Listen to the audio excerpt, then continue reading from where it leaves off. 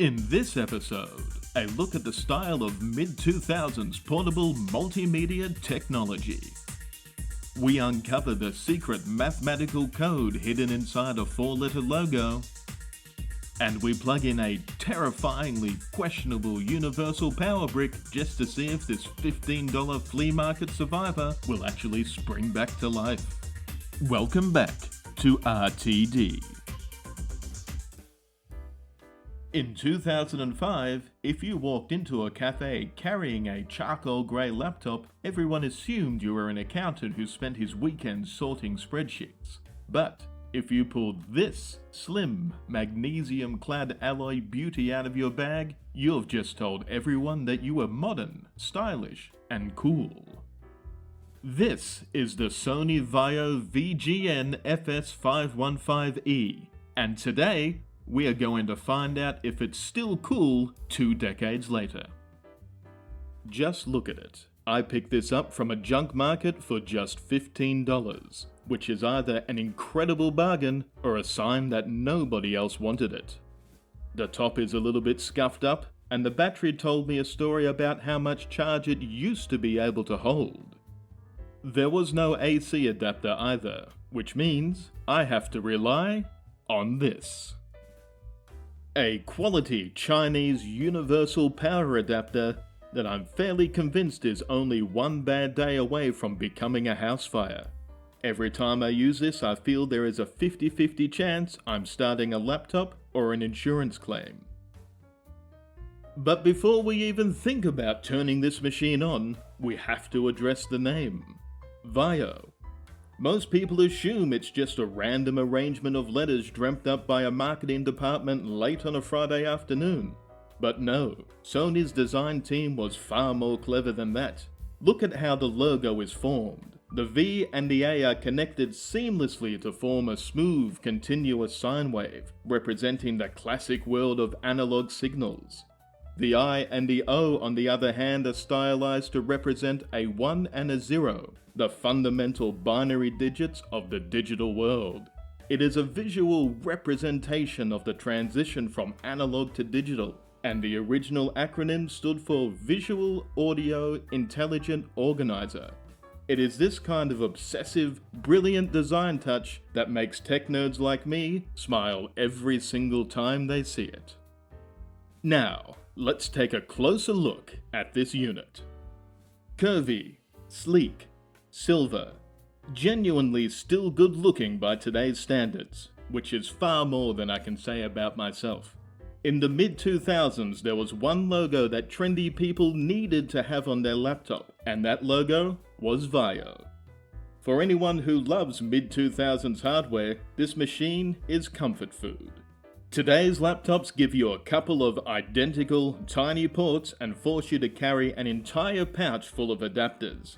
Back in the 2000s though, the VAIO had you covered.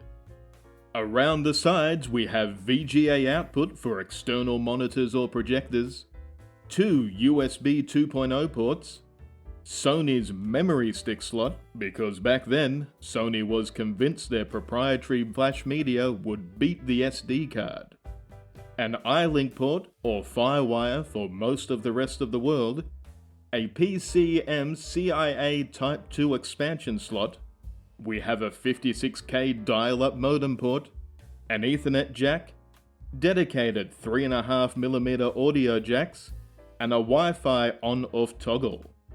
And of course, then there's this. A DVD RW double-layer optical drive, the mechanical click of pressing that button, the smooth spring-loaded action of the tray popping out, and the snap of locking a disc into the central spindle. It's an experience that modern laptops can simply never duplicate.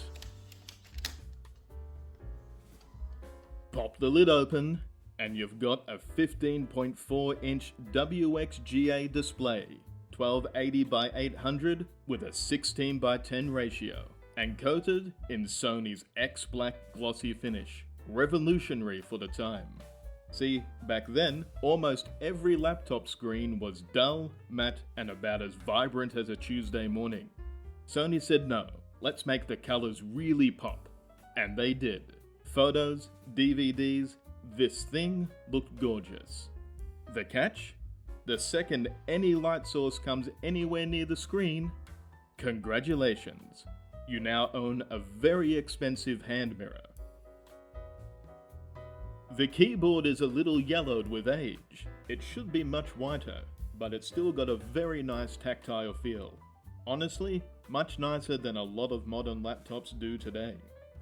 Along the top of the base, there are two speakers, the power button, and the lock key indicators. And down here at the base of the screen, the model number.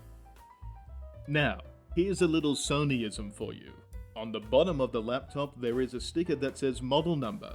That's not actually the model number you need if you're hunting for parts. That's actually the chassis number.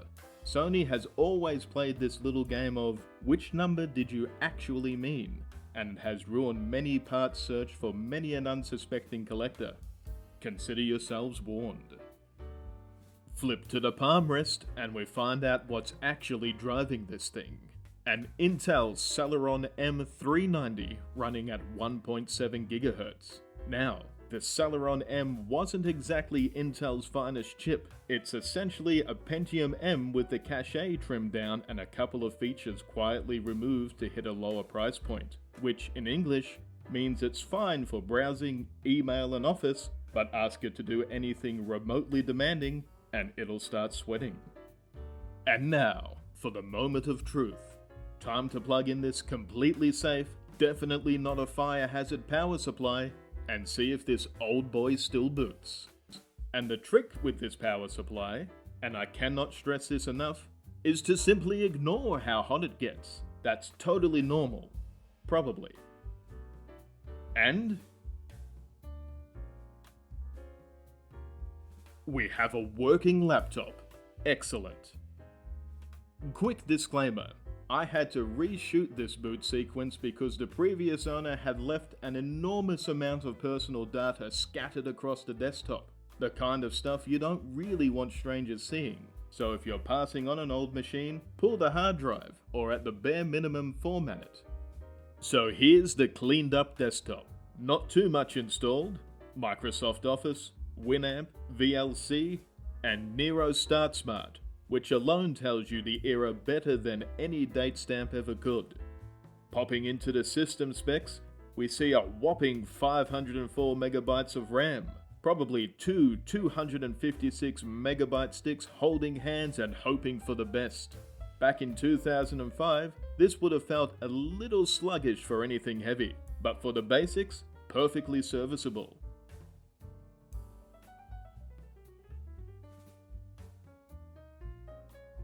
Pinball runs absolutely fine.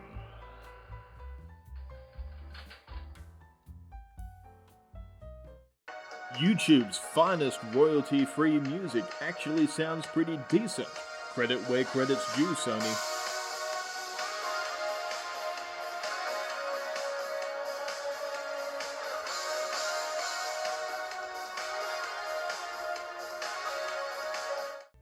And Doom 3 plays exactly how you'd expect on a Celeron M.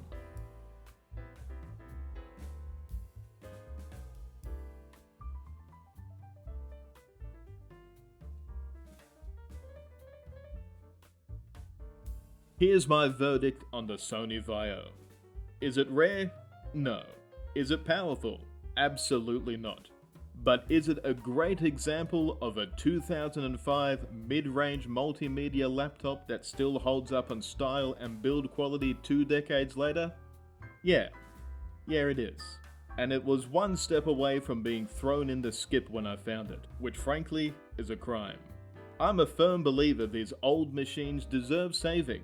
A lot of them still work perfectly fine, and it genuinely bothers me how many get scrapped every single day for no good reason. I currently don't have a big budget for this channel, which is exactly why everything on here tends to hover around the $10 mark. One day, I'd love to have a proper archive of weird and wonderful machines to show you, but for now, I'm working with what I can find.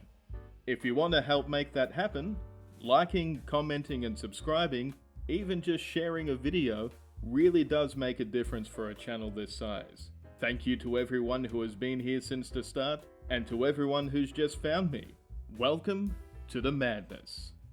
If you have any ideas of what I should do with this VAIO laptop, drop them in the comments below. Part 2 of the Sony VAIO HTPC project is coming up next. We finally get to find out if that beautiful machine finally boots with a CPU installed. Click on the video link on screen now if you have not seen part 1. Until then, thanks for watching and take care.